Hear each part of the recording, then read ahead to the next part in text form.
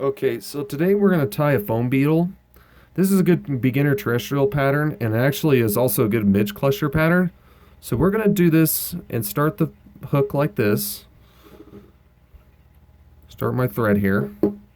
Cut off the excess thread once you started it. And what you do is you go all the way back.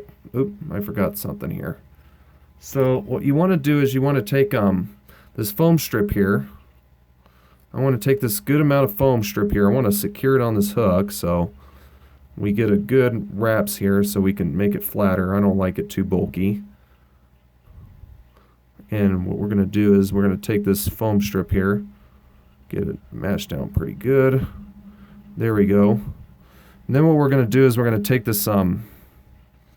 this peacock curl here.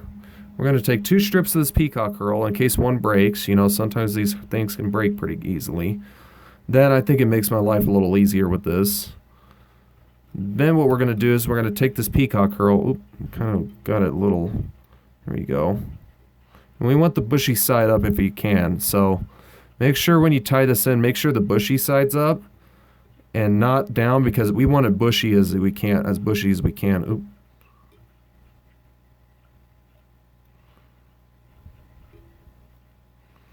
I want to make it pretty good here. All the way to the front of the hook. Next to the eye. And then what you do is you capture that hurl. Capture that hurl here. And what we're going to do is we're going to take this this hurl there and trim it off. And what we do is we're going to take this this foam strip here and close it off. And then what I'm going to do next is I'm going to take some medium round rubber legs here, and there's this whole strands of these things like this. Got these from Fly Shop.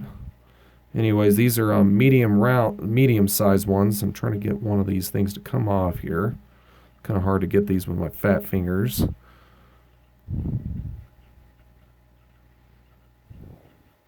Anyways, I'm trying to get this to come off. There we go. We got one finally.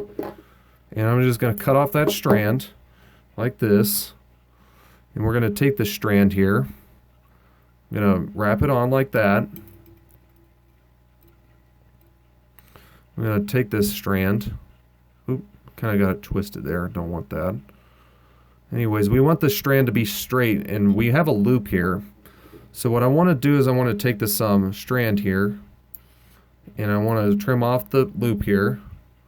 And once you do that, then what I do is I usually take my legs like this and pull them up.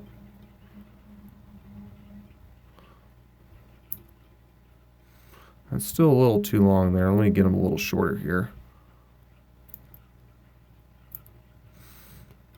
And I want these legs relatively short. I don't like them too long, honestly, when you do these things.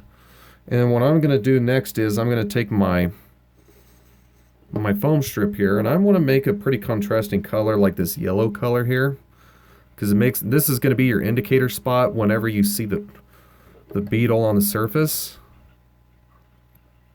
Oop. We want to make sure this is clean and good here. Let me see here.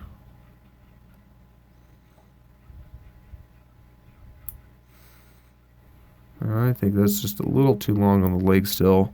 Because when you look at a beetle, their legs aren't too long, honestly. They're actually pretty relatively short.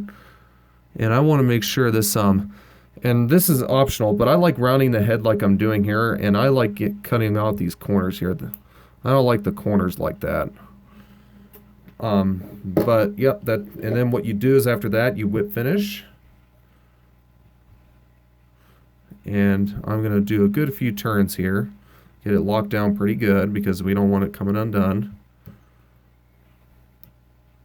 And that's it. That's how you tie a foam beetle. Not real hard to tie. These are relatively easy to tie in good beginner patterns. Just my leg here.